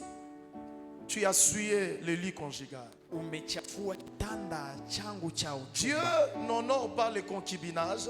Mungu haheshimishe ile Dieu n'est upendo pas là wa pour pembeni. dire aux gens il faut avoir 2 ou 3, 4 femmes. Mungu haiko hapa ili kuambia watu inabidi uwe na wanawake C'est wawili ama pourquoi wanne. il dit ceci par l'apôtre Paul. Ndio maana nasema hivi kwa mtume Paulo Il dit dans 1 Corinthiens 10, 11. kwa Wakorintho wa kwanza Il dit toutes ces 10:11. choses leur sont arrivées afin que cela vous serve de Hii témoignage. yote iliwafikia ili uweze kuwa ushuhuda kwetu. Le livre de Genèse est présenté comme le livre de grâce. Na kitabu kia Mwanzo kinaonesha kama vile kitabu kia neema, Parce que ça vient avant Exode. kwa sababu kinakuja mbele ya Kutoka. Exode veut dire Dieu donne la loi Na à Israël. Kutoka maana yake Mungu anapana sheria kwa Israeli. C'est pourquoi dans Jean chapitre 3, Ndio maana ndani ya Yohane le Seigneur 13, dit il est venu chez les siens. Yohane 3 nasema Bwana alikuja kwa walio Et les wake siens ne l'ont pas connu. na walio wake hawakumtambua, Mais à tous ceux qui l'ont reçu, lakini kwa wote ambao il walimpokea leur donne la possibilité anawapatia uwezo de devenir enfants de Dieu, ya kuwa wana wa Mungu, par watoto wa lesquels Mungu, ne sont pas nés de sang, ambao hawakuzaliwa kwa damu mais par l'Esprit de Dieu. lakini kutokana na roho ya Alors Mungu. le livre de Genèse Na traite sasa, aussi kitabu kia Mwanzo l'esprit lié à la grâce. Kinaonesha pia roho ambayo inaambatana na Alors neema. la Bible nous fait savoir, Na Biblia sasa inatujulisha Jacob dira sa marche, Yakobo kwa mwenendo yake il a eu une autre concubine, alikuwa na mwingine bibi wa kando, mais dont Ruben est venu coucher avec lui. ambao Ribeni mwana wake kuja kuzini na Mais mke wa maintenant, baba. pourtant Ruben est le fils aîné. Ijapokuwa Ribeni ndio mwana wake wa La kwanza, destinée de Ruben devrait être élevée. hatima ingeweza kuinuliwa. Et Jacob lui dit, Na Yakobo anamwambia, tu es mon premier-né, wewe ni mzaliwa wangu wa tu es ma kwanza, force, unakuwa nguvu yangu, tu es ma vigueur, unakuwa uwezo wangu, tu es toutes ces choses. unakuwa haya mambo yote. Mais le fait que Lakini kwa namna tu es allé coucher avec ma femme, ulienda kuzini pamoja na mke eh bien, wangu, tu ne le seras plus. hautakuwa tena Tu hivyo. as vendu et tu as hypothéqué ce que tu devrais avoir. umeharibisha na kupoteza ile ambayo ungepasha Il y a kuwa nayo. beaucoup de gens qui traînent dans le péché. Baadhi ya wengi wanabaki ndani ya Mais dhambi, ceux qui ne savent pas, lakini ile ambao wajui, à cause de plaisirs ponctuels, kwa sababu ya ile à cause de plaisirs visibles, kwa sababu ya ile amu ambayo inaonekana, juste de plaisir pour satisfaire le corps, amu kwa sababu ile ambayo kwa ajili tu ya de satisfaire le corps, kwa ajili tu ya kufurahisha mwili. pour juste quelques minutes. J'attends les gens qui disent sur leur statut, Mungu nipe makuta. Ce n'est pas en réalité le problème de l'argent que tu as besoin. Tu as besoin d'abord de connaître Dieu. Parce que ce n'est pas l'argent qui fera de toi plus que ce que tu n'es pas. Je vous ai toujours dit ici, ce n'est pas l'argent qui change les gens. Mais Dieu donne l'argent entre nos mains pour révéler sa sagesse à nous, pour montrer sa sagesse à nous. Parce que tout ce qui passe par nos mains de la part de Dieu doit attester c'est quoi Dieu à nous, qui est Dieu à nous. Ainsi alors, les gens souffrent d'une des syndromes de cherche d'argent, mais ils n'ont pas Dieu. Ruben a couché. Il pensait qu'il satisfait quelque chose. Mais tout ce qu'il ne sait pas, il le mettait loin l'écart de sa vie. Il y a des mamans qui sortent avec des jeunes garçons. Il y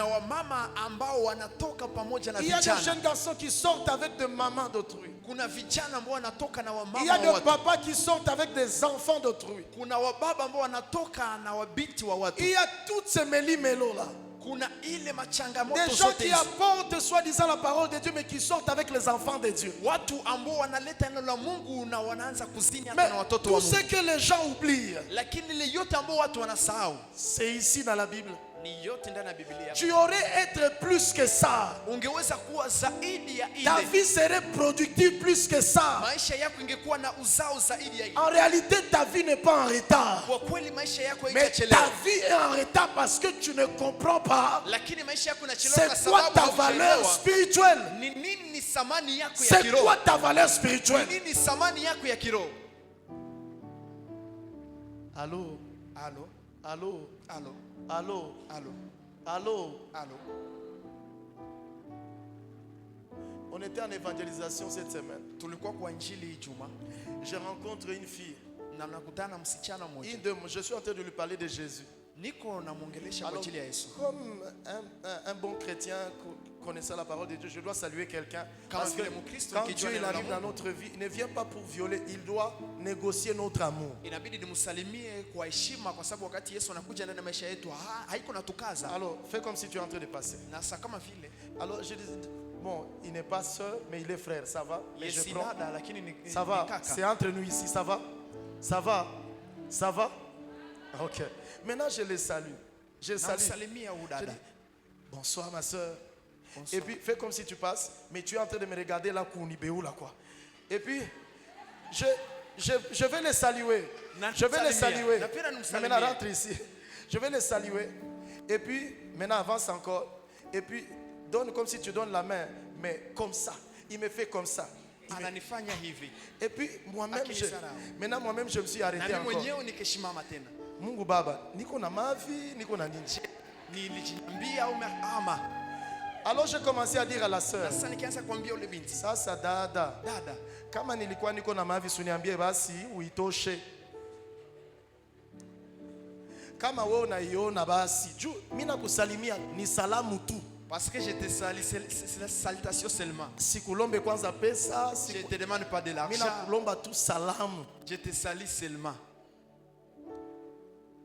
Et puis je lui dis, je commence à lui prêcher maintenant Jésus.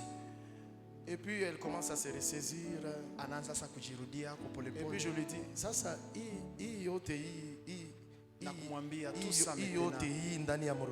tout ça dans ton cœur. Tu vois, c'est parce que tu ne connais pas Jésus. Jambo. bon basi asante, mais il est. Un autre je le rencontre. Mwingine namkutana Iko na kunya pombe ya makali makali. Sasa mwili shakugeuka na takwa senye kuna bwaki. et puis son corps est transformé, c'est comme s'il a de la boîte. Sasa mimi niko namwambia mzee uniache na maisha yangu Et quand hapa. je lui dis, il me dit laissez-moi avec ma Yeye vie nibakie ici. hivi. Je vais rester comme ça. Mungu Baba. Wewe unapenda ubakie vile? Si Mbona rester Yesu comme ça. anakupenda? Jésus t'aime. Laisse-moi. Na anasema uniache. Frères et sœurs, Ndugu na dada, le problème qu'il y a ici, shida ambayo iko hapa c'est nous les problèmes.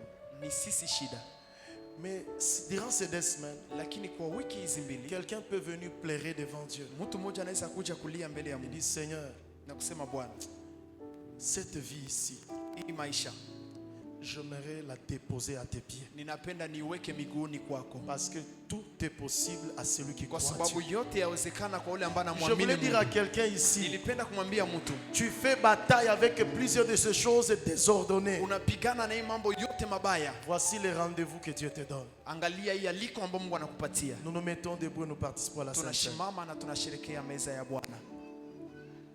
Est-ce qu'on peut acclamer la parole Je, de Dieu? tunaweza shangilia neno, Est-ce qu'on peut mieux en acclamer la parole de Dieu? tunaweza shangilia vizuri. Alléluia. On va nous donner ce texte rapidement. Romains chapitre 8, le verset 19. Waroma 8. Romains chapitre 8, le verset 19.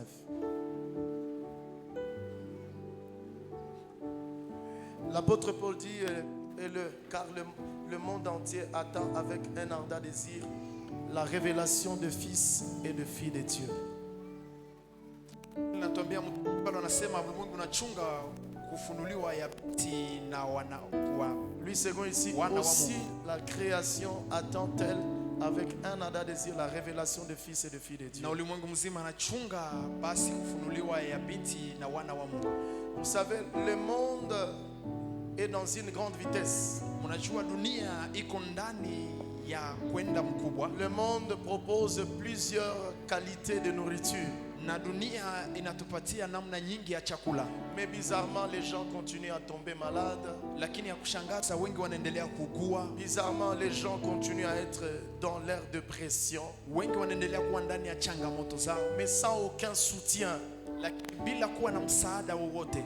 Mais la Bible nous dit aussi la création attend avec un ardent désir Na Biblia inatuambia na vile vile dunia inachunga pamoja na hamu la kubwa révélation des fils et des filles de Dieu. ufunuo ya wana na binti wa Mungu. Le fils et les filles de Dieu, Dieu le révèle dans le monde avec une bonne santé par la Sainte Seine. Wana na binti wa Mungu, Mungu anawafunulia pamoja na afya kubwa ambayo La ni Sainte Seine, c'est la meza ya Bwana. révélation que Dieu donne à l'Église dans ce monde. Meza ya Bwana ni ufunuo ambao Mungu anapatia kanisa ndani ya dunia hii. Je vois, je regarde certains chrétiens Ndio maana ninaangalia Wakristo wa qui moja se disent chrétiens nés en Christ, ambao wanasema ni Wakristo ambao wanazaliwa ndani ya Kristo, mais dont leur vie passe à côté parce na sasa que maisha yao inapita loin pembeni kwa de ce sababu qui est de Dieu. wako mbali ile ambayo inapenda Mungu. Et nous voulons participer à la Sainte Seine ce Na matin. tunapenda tusherekee meza ya Et Bwana, durant ce programme, nous commencerons à être là le dimanche participant à la Sainte Seine. na kwa mpango wote huu tutaanza kuwapa siku ya Mungu tukisherekea Je meza ya prie que Bwana. tu viennes avec tes problèmes, Ninaomba uweze kuja na shida zako que tu zote, viennes avec tes situations. uweze kuja na hali zako zote. Mais Christ a donné la Sainte Seine à l'Église, aux chrétiens, pour qu'il soit la révélation dans ce monde. Na Kristo aweze kupana meza ya Bwana ili awe ufunuo wa kanisa. Seigneur, nous te bénissons, nous te lèvons et nous te disons merci. Car tu nous as donné la Sainte Seine comme signe de révélation de tout ce que tu es ici sur la terre, dans ce monde rempli de beaucoup de tourments. C'est pourquoi ce jour-là et cette nuit-là, tu étais réuni avec le chrétien autour de toi, dans la chambre haute, et tu prias. Et après avoir prié, tu les as enseigné plusieurs choses, y compris la Sainte Seine. Ainsi alors, en te donnant, et tu as pris le pain, et tu as rendu grâce. Ce matin, nous rendons grâce de tout ce que tu es, Jésus. Si tu n'es pas venu, nos vies, nos corps serait toujours dans l'effondrement. Mais béni sois-tu, Dieu, tu nous as donné Jésus, afin que nos corps ne soient plus dans l'effondrement, mais soient dans la gloire. C'est pourquoi je bénis encore ce pain, signe de ton corps.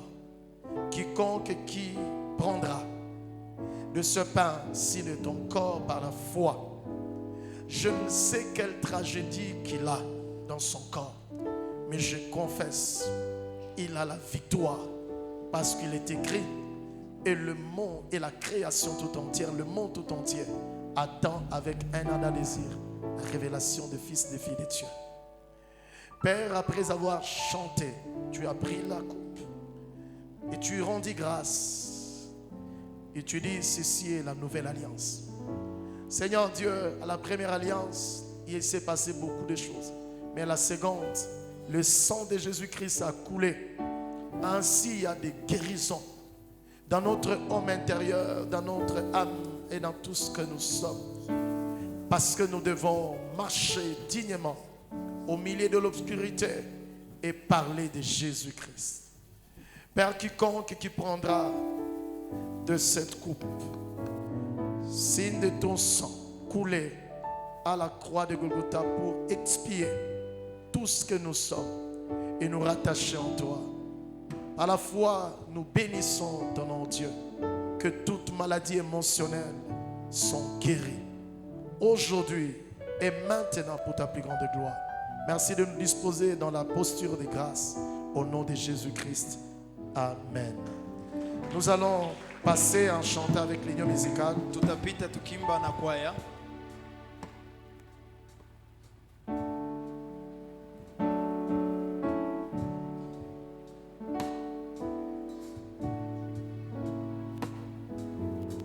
On va prendre les gels, on va chanter avec la chorale. On va prendre la table du Seigneur. Approchons-nous et participons à la table du Seigneur avec joie. Allez-y, chorale, pour la gloire de Dieu.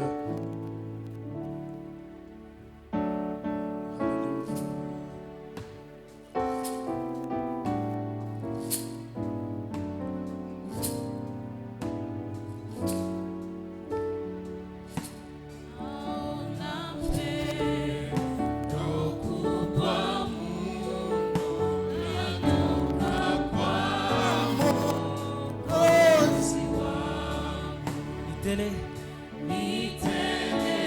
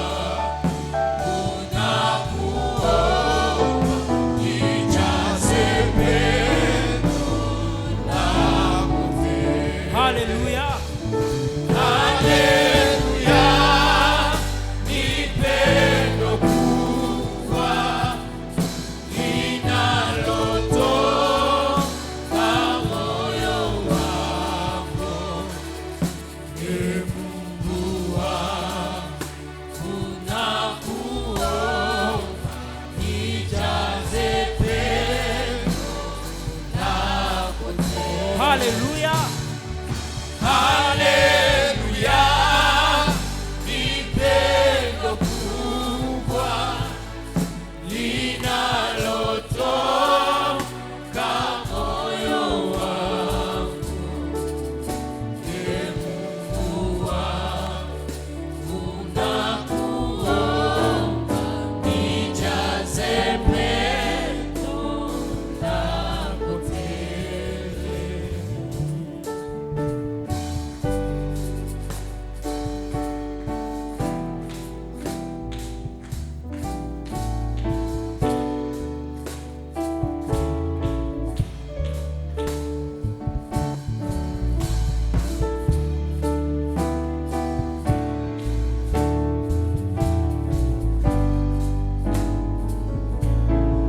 Na pendo hilo kubwa.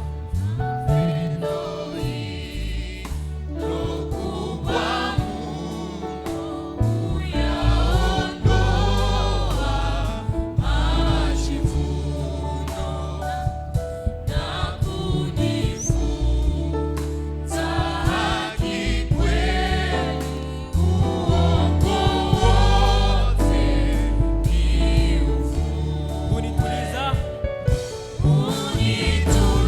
Unituliza moyo wangu, huruma nayo unitia, na sote tuwe na umoja katika pendo lako.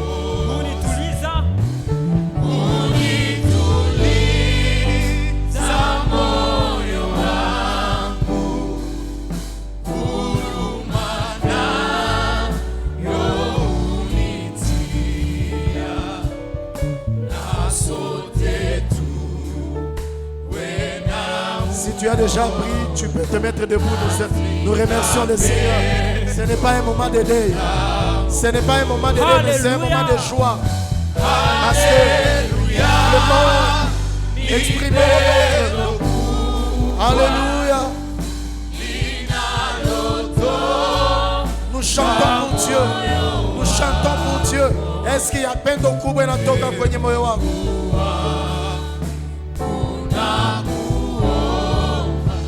nijaze pendo lako tele. Alléluia. Haleluya, ni pendo kubwa linalotoka moyo wangu. Ee Mungu wangu, nakuomba nijaze pendo lako tele. Nous chantons pour Dieu.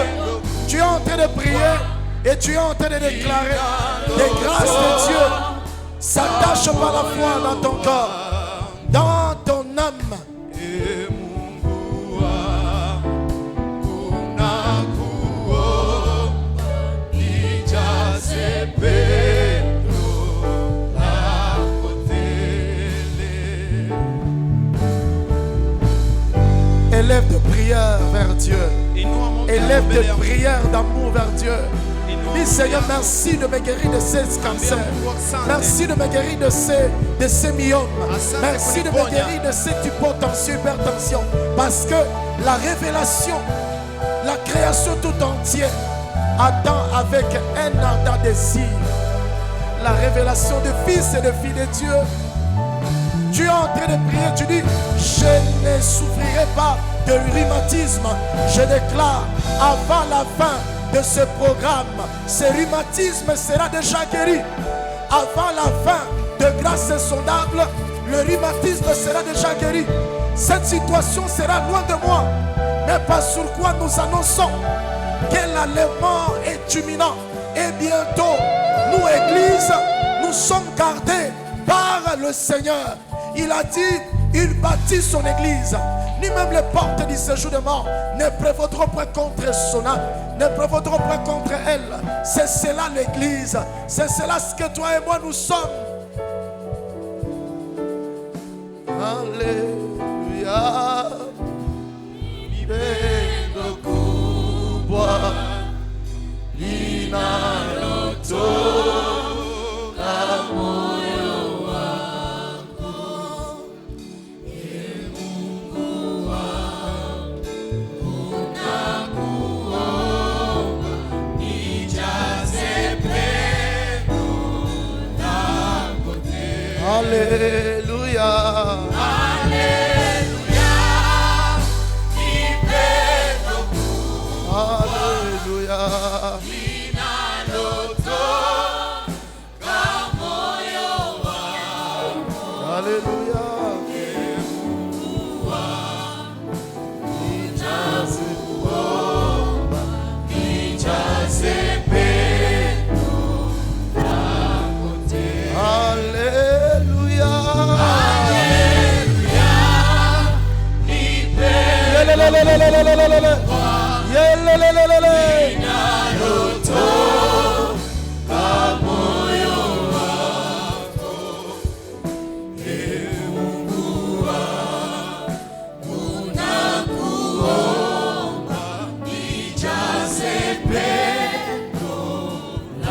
Disons encore Alléluia.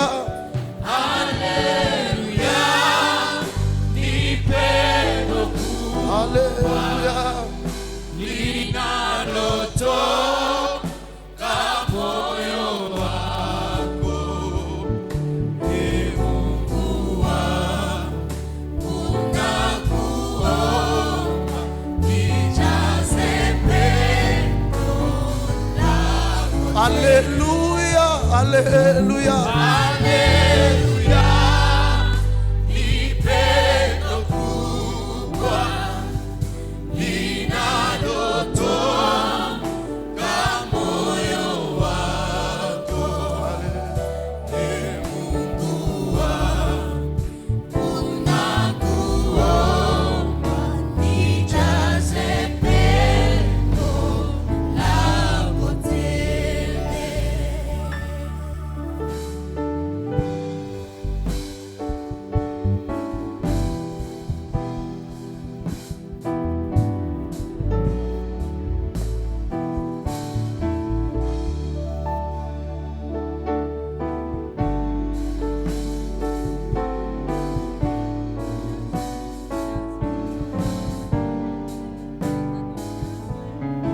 Nijazwe pendo hilo.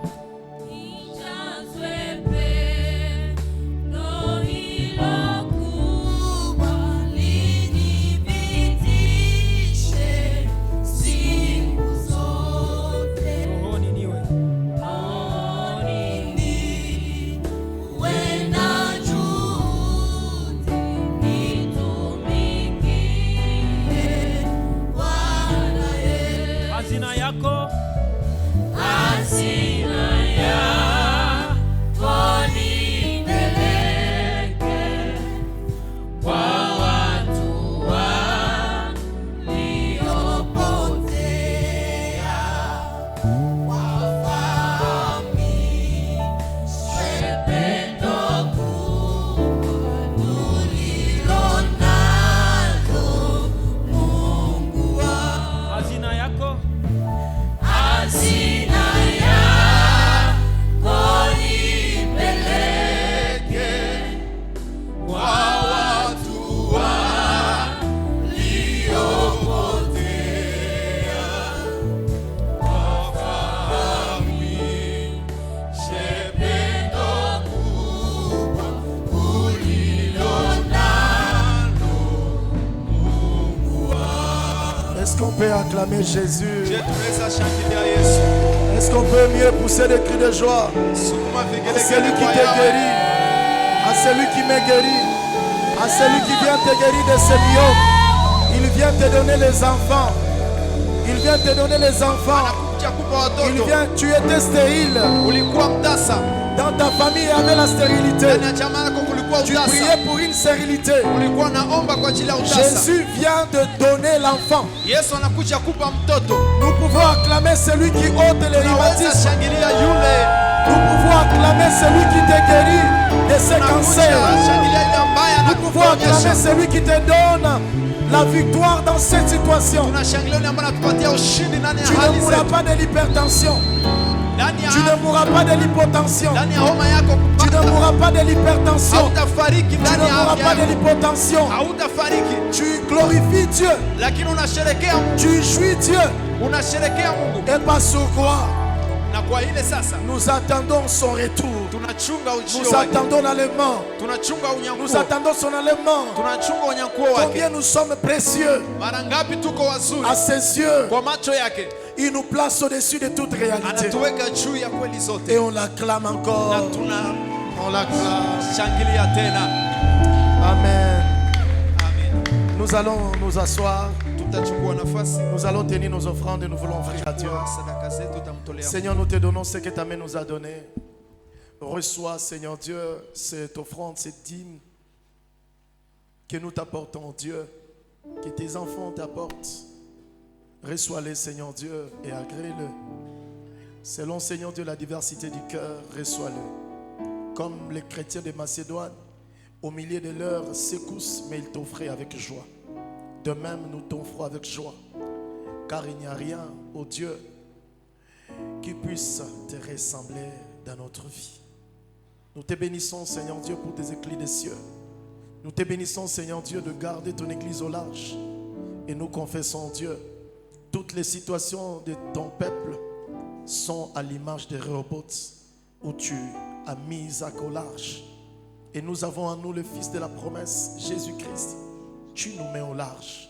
Ce travail, cette famille, cette société, cette entreprise, cet entrepreneuriat, tu nous mets au large. Cette idée, tu mets au large toutes choses. Merci, Seigneur Dieu, de l'agréer. Au nom de Jésus, Amen.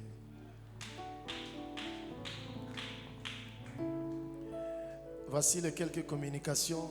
Angalia matangazo fulani. La première des choses, nous rendons grâce et gloire à Dieu Ya pour kwanza tunamrudishia Mungu neema na utukufu la retraite des ouvriers qui a eu lieu du lundi jusqu'au jeudi. kwa ajili ya maombi ya kujitenga ya watumishi ambao Nous avons passé du temps dans la, siku ya maison, dans kwanza la mpaka présence de siku ya Dieu, tatu tulipitisha wakati juste ndani ya uwepo wa pour Mungu confier tout ce que sera ce programme entre les mains de Dieu ili kuweka mpango zetu ndani ya mikono ya Mungu et ce que sera l'année entre les mains de Dieu. na ile ambayo itafanana mwaka kwa neema ya Mungu. La deuxième chose, Na kitu ya pili, le département des hommes piliers rend grâce et gloire à Dieu kikundi kia wanaume nguzo kinarudishia Mungu neema na pour utukufu la veillée que nous avions eue le vendredi. kwa ajili ya makesha ambayo tulikuwa nao siku ya tano. Alléluia. Amina. Mais aussi également l'église rend grâce et gloire à Dieu. Na kwa vile kanisa inarudishia Mungu neema na Cette utukufu. semaine, c'était une semaine évangélique. Juma ni juma ya Injili. C'était une semaine évangélique. Juma wiki ambayo unapita ilikuwa wiki wa Injili. Et nous avions répondu à l'appel du Seigneur. Na tulijibu kwa mwito wa Bwana Continuons à répondre à l'appel du na Seigneur. kuendelea tena kujibu mwito wa Bwana Et nous bénissons le na Seigneur. tunambariki Bwana. 60 âmes sont revenues à Christ. Watu 60 walikuja kwa Yesu, Mais aussi également environ 200 personnes ont été touchées, ont été exposées à la parole de Dieu. na watu 200 Est-ce que pour tous tulikutana ceux-ci, on na peut wakisikia acclamer neno la Jésus? Mungu. Je, tunaweza Est-ce qu'on kushangilia, peut mieux acclamer Jésus? tunaweza kushangilia vizuri Yesu Malgré Kristo. que le diable voulait s'imposer par la pluie. Malgré que le diable voulait s'imposer par la pluie. Ingawaje shetani alipenda ashimame Mais le kupitia mvua, Seigneur, il a touché plus de 200 personnes lakini par Mungu sa parole. aligusa zaidi ya watu 200 Plus de 200 ya personnes watu ont kwa été neno au lake. contact de toi et de moi, de la parole du Seigneur. Walikutana na wewe na mimi kutoka kwa Mais Bwana. aussi 60 personnes ont donné leur vie à Na vile Christ. vile watu 600 walipatia Yesu Et Kristo nous maisha yake. bénissons le Seigneur pour ça. Na tunabariki Bwana ile. Nous voulons donner une autre orientation Tunapenda tupane ngine mwelekeo par rapport à ces 2 semaines. kwa hizi wiki mbili. Comment nous allons marcher durant ces 14 jours. Namna gani tutatembea kwa wiki mbili hizi? La première des choses, c'est que chaque samedi, Kitu ya kwanza, kila siku ya sita ça, c'est un samedi porte ouverte, c'est-à-dire qu'il n'y a pas culte. ni kusema siku ya sita hakuna ibada, inakuwa mlango unafunguka. Tusikilizane bien. Kila siku ya sita ama samedi ama kila siku ya posho, hakutakuwa na kuwa ibada, mais ni siku ambayo Mungu amesema porte ouverte. Porte ouverte au Saint-Esprit. Mlango ambao unafungua kwa Roho Mtakatifu. Ou du lundi jusqu'au vendredi. Kuanza siku ya kwanza mpaka Nous siku ya sommes tano. ici en train d'écouter la parole de Dieu, prier. Sote tuko hapa tukisikia neno la Mungu na tukiomba. En suivant ces 5 objectifs que nous venons Na d'écouter. tukifuata hii malengo tano ambayo Mungu Maintenant le ametupatia. samedi, Na sasa siku ya sita, c'est une porte ouverte au Saint-Esprit où chacun de nous, mlango iko wazi kwa Roho Mtakatifu ambapo kila mmoja wetu, nous venons individuellement et chacun de nous il vient chercher Dieu à kila l'église. mmoja anakuja kipekee kuja kutafuta Mungu kanisani siku ya Tu sita. te mets dans un coin, tu commences à prendre ton bloc-notes et tu Unafika commences à unakala nafasi prier. moja, unakamata karamu yako na unaanza kuomba. Tu médites encore profondément sur les choses pour lesquelles nous sommes en train d'écouter par la grâce de Unatafakari Dieu. tena kina sana kuhusu mambo ambayo tukazungumzia. Alors, du lundi jusqu'au vendredi, Na sasa kuanza siku ya kwanza mpaka siku ya nous tano, sommes en jeûne et prière. Voici tuko comment ndani ya est-ce que nous mafungo allons na être. maombi kwa semina yetu. C'est-à-dire que le matin, Ni kusema asubuhi eh bien, nous prenons juste du jus tunachukua tu soda et de l'eau en ensemble. na maji tu kidogo, Et le soir, na jioni kwa nous usiku prenons un repas léger. tunakamata chakula tu ya kidogo, Un repas léger. chakula tu ya kidogo C'est-à-dire quoi? ya teketeke. Ni maana yake nini? Si tu prends 4 boules, Kama unakulaka bule mais ine, maintenant demande à Dieu, Dieu, omba sasa je Mungu, veux entrer léger, napenda nikule je chakula vais même kidogo, prendre un boule. nitakula hata tonge moja, Boule. bule moja. Ah. Boule moya. Sasa unakula juu ikupatie ufunuo utafute Mungu. Amen. Amen. Alors kama akili yako inakwambia okay, bon unakula kwanza mbili, bon inakuona kwanza, mais auye kwenye uko unaenda, lakini il est temps pour que chacun de nous cherche Dieu. Alors le samedi, Na sasa siku ya sita nous ne sommes pas en jeûne, mais nous prions Dieu. hatuko ndani ya mafungo, lakini tunaomba Mungu. Tu pries Dieu. Hatufungi siku ya sita, lakini tunaomba. Derrière l'orientation que Dieu nous a dite, Nyuma ya ile mwelekeo ambao Mungu alituambia c'est de voir son peuple les chercher, prier. ni kuangalia taifa yake na mtafuta na namuomba. Les dimanches, Na siku ya nous Mungu venons, nous avons Sainte Seine, tunakuja hapa na tunakuwa na meza ya nous Bwana, écoutons la parole de Dieu tunasikia neno la Mungu et nous rentrons à la maison. na tunarudi tena nyumbani, Les lundis, nous Tena siku ya kwanza, démarrons avec notre tunaendelea programme. tena na semina yetu Et le dimanche qui suivra, Tena aussi siku ya nous aurons Mungu. Sainte Seine le 14. ya tarehe 14, Ainsi, nous serons en train de marcher pour la na gloire de Dieu. hivyo tutakuwa natembea kwa utukufu wa Mungu. Je crois à des guérisons. Ninaamini kwa Je uponyaji, proclame des guérisons de Dieu. ninaamini kwa uponyaji Je na kwa proclame Mungu. des stabilités. Ninatangaza Je uhuru, proclame des grâces de Dieu. ninatangaza neema ya Mungu. Je confesse dans ta vie, Ninakiri ndani ya maisha Satan yako, est un menteur. shetani hata kufa Les kitu, démons est un menteur. na pepo Le zinakuongopea, maladie est un menteur. magonjwa ni ya kuongopa tu, Dieu, il te guérira. lakini Mungu atakuponya. Amen. Amina. Une autre communication. Na ingine tangazo, Samedi prochain, siku ya sita ambayo inakuja, toute l'église, kanisa lote nous sommes invités tunaalikwa de nous présenter à l'église. kwa kuwa hapa kanisani Nous aurons un salongo évangélique. tutakuwa na salongo ya kiinjili. Est-ce qu'on peut acclamer Dieu? Je, tunaweza shangilia Mungu. Vous savez, je dis aux hommes piliers, Niliwaambia wanaume nguzo, quand Jésus dit je bâtirai, c'est que l'église doit légiférer par sa vie. na kanisa inabidi ipane sheria kupitia hata maisha yake, Comme nous avions partagé avec les hommes piliers les vendredis. kama vile tuligawa pamoja na wanaume nguzo Alors, siku ya le tano, samedi prochain, na siku ya sita hii ambayo inakuja nous venons avec nos roues, tunakuja pamoja na mpanga, nos pioches, sauf machette. kutosha mpanga, tunakuja pamoja na Pioche, jembe, roue et bêche. bioshe na beshe. Et si tu n'en as pas, tu viens. Si tu as 2, tu amènes. Et après, tu vas rentrer avec. Kama una jembe mbili unazileta, bioshe mbili, unakisha baadaye Dès utarudi que nous nazo. serons là, nous allons nous montrer ce que nous allons faire. Na kisha tutafika pa siku ya sita, tutaonyesha mahali ambapo tutatumika. Dis à ton voisin, s'il te plaît, voisin, venons servir Dieu. Ambia jirani, kuja tutumikie Mungu. Dis au voisin, Ambia jirani, n'étons jirani, pas beaucoup, venons ensemble et servons Dieu. kuja kwa pamoja tumtumikie Mungu. Amen. Amina.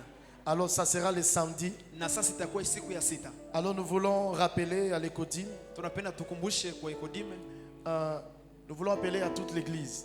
na kukumbusha kanisa lote Le dimanche 7, na tarehe 7 le dimanche 14, na tarehe 14 le dimanche 21 na tarehe et 21 mercredi 25.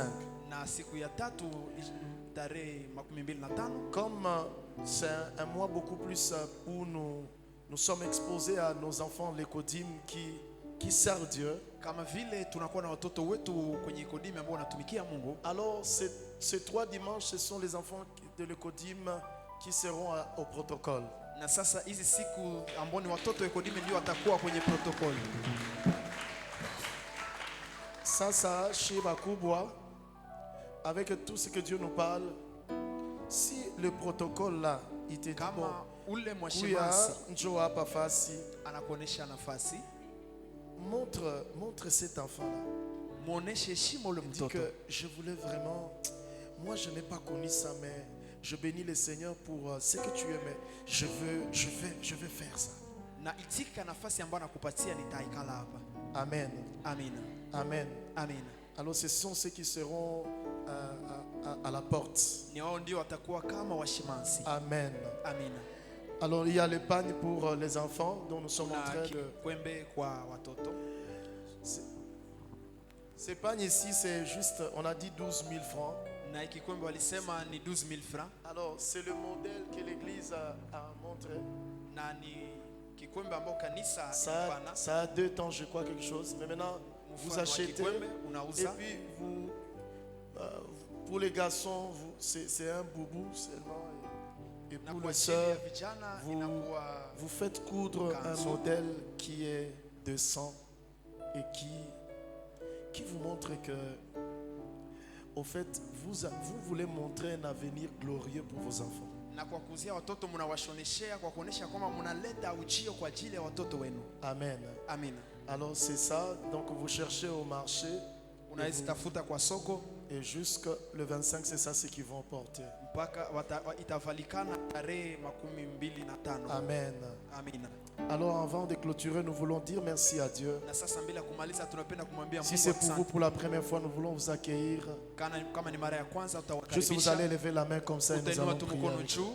Juste pour vous pour la première fois. Kama ni mara ya kwanza, Que Dieu te bénisse. Est-ce qu'on Mungu peut akubariki. acclamer Jésus? Est-ce qu'on peut acclamer je Jésus? tunaweza shangilia Yesu. Vous avez bien levé la main. Levez bien la Inua tu main. mkono juu, inua Levez mkono bien, juu. lève bien la main. Nous voulons Inua seulement bien- apprécier inua Jésus. mkono vizuri juu. Bien, merci. Que Dieu te bénisse. Que Dieu te bénisse. Mungu akubariki. Que Dieu vous bénisse. Amen. Amina. Amen. Amina. Alors nous sommes à la fin du culte Tuko mwisho wa ibada et nous allons nous mettre debout. Nous allons na finir. tutashimama tumalize. C'est la fin du mois.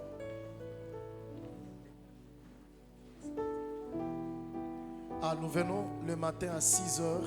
Na siku ya Le sita samedi. tunakuja asubuhi, Le matin, nous sommes à 6 heures tunakuja hapa asubuhi et nous allons faire ces salons évangéliques. na tunafanya ile salongo ya kanisa. Et puis après, je crois 8 heures. Et puis nous terminons.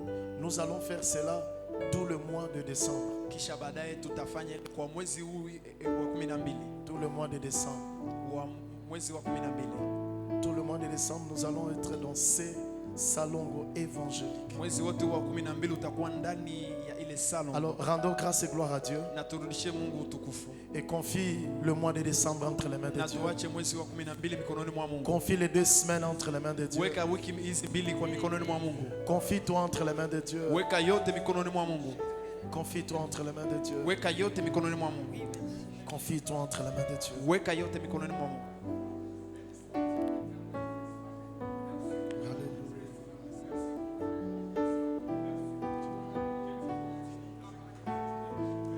Élève ta prière pour toi et bénis ton mois de décembre. Bénis le mois de décembre.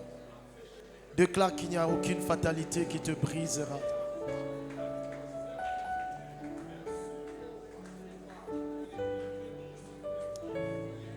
Lève nos 2 mains, je vais vous bénir. Tuinue mikono yetu miwili, Lève ta voix vers le Seigneur inua imani yako mbele ya Bwana Élève ta foi réellement ce matin. Inua imani yako kwa kweli asubuhi ya À leo. ce mois de décembre, le Seigneur m'a dit cette parole. Kwa Pour vous. mwezi wa 12 Bwana alisema hii neno. Dieu dit, je connais les projets que j'ai formés pour toi.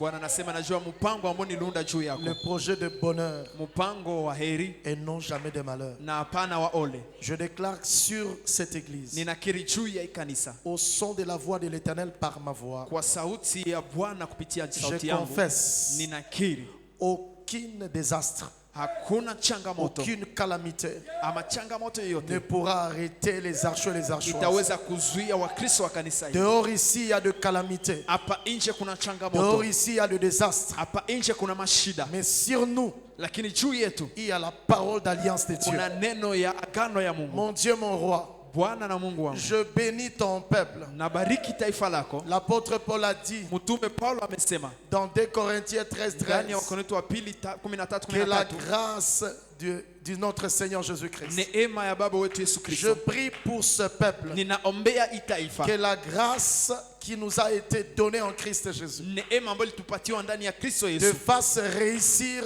ce mois de décembre. ikupatie kufaulu ndani ya mwezi Te wa 12, préserve loin de tous ceux qui voulaient t'écraser. ikulinde mbali ile yote ambayo ilipende Que kuvunja. la grâce qui nous a été donnée en Christ Jésus Neema ambayo tulipewa ndani ya Kristo Yesu soit une grande joie pour toi, pour ton mari iwe et pour tes furaha enfants. kubwa kwa mume wako na Et mke pour wako ceux qui sont dans ta maison. na kwa wale wote ambao wanaketi ndani ya nyumba yako. L'amour de notre Dieu. Upendo wa Mungu wetu, Que cet amour te garde.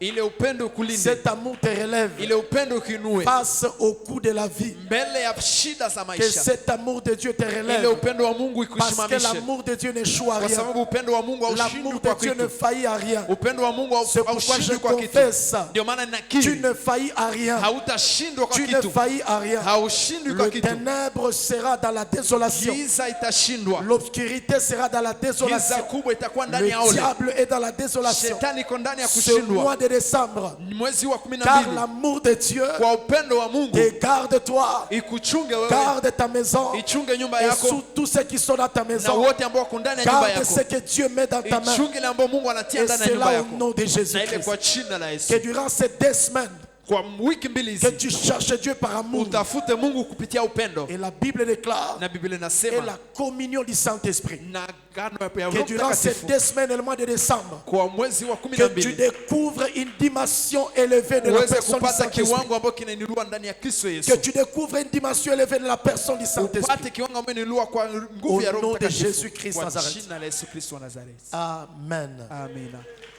Confessons ensemble la grâce. Tukiri kwa pamoja na Emma, Oui, ndio le bonheur et la grâce wema na rehema m'accompagneront zitanifuata tous les jours de ma vie siku zote za et maisha, j'habiterai dans la maison de nami nitaishi l'Éternel ndani ya nyumba ya Bwana jusqu'à la fin de mes hadi jours mwisho wa maisha yangu, avec ma vie de pamoja na maisha reproduction yangu ya uzao prolifique et ya upendo soutenue ya kusaidiwa na Mungu au nom de kwa Jésus-Christ. jina la Yesu Amen. Kristo. Amina. Nos visiteurs ne partez pas, on va Wageni vous wetu conduire quelque msiende. part. Là, on